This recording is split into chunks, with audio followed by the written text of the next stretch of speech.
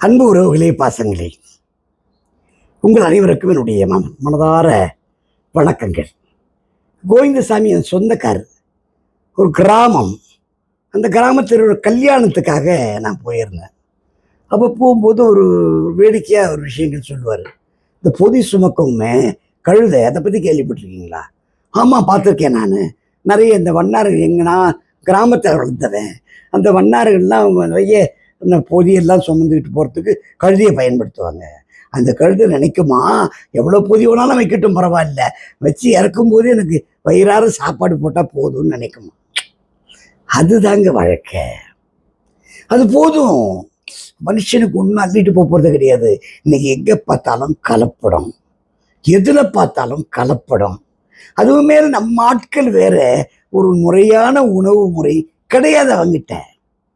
அவன் எப்ப என்ன போட்டாலும் திம்பான். மாடை விட மோசமா இருக்கான், மற்ற மிருகங்களை விட மோசமா இருக்கான். நடு ராத்திரி பிரியாணின்னு ஒன்று வச்சிருக்கான். அந்த நேரத்தில் போய் சாப்பிட்றான். இவனை போய் என்னன்னு போய் சொல்ல முடியும்? கொஞ்சம் யோசனை பண்ணி பாருங்க. நெருப்பு இருக்கு பாருங்க, நெருப்பு. அதுதான் தங்கத்தையே உருக்கி பெண்களுக்கான ஆபரணத்தை செய்ய உதவுது.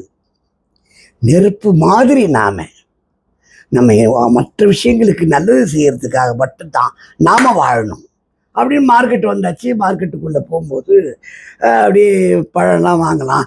ஏன்னா அவங்க வீட்டில் அந்த பொண்ணுக்கு வயசுக்கு வந்த வயசு. அதனால் நானும் உறவுக்காரன்ற முறையில் கொஞ்சம் பழம்லாம் வாங்கிறதுக்காக போய் நானும் பழம் வாங்கிறதுக்கு ஒரு 3 டசன் வாங்கிறதுக்கு சொல்லிட்டேன். அங்கிருந்து வேகமாக வந்தார். இருப்பா, இந்த பழம் வேண்டாம், அது கொடுனார். நான் கேட்டேன், இதுவும் வாழைப்பழம்தான், அந்த தாரும் வாழைப்பழம்தான், இங்கேயும் வேணாங்கிறீங்க என்ன? இல்லை, அவங்க வியாபாரிகள், அவங்க முன்னாடி நான் எதையும் சொல்ல முடியாது. இது நீ முதல்ல பார்த்தியே, இந்த பழம் இருக்கே, இந்த காம்பு இருக்கு பாரு, காம்பு. இந்த காம்பு முழுசும் பழுக்காம கொஞ்சம் காய்வாட்டா இருக்கும். அது இயற்கையான முறையில் பழுக்க வச்ச பழம். எல்லாமே பழுத்து இருக்கு பாரு, காம்பு முழுக்க முதல் கொண்டு எல்லாமே பழுத்து இருக்கு பாரு. அந்த வாழைப்பழம் வாங்காத. அது ரசாயனத்தால உருவாக்கப்பட்ட பழம். கலப்படத்துல நிறைய இருக்கு. இந்த வாழைப்பழத்துலயும் கலப்படம் இருக்கு.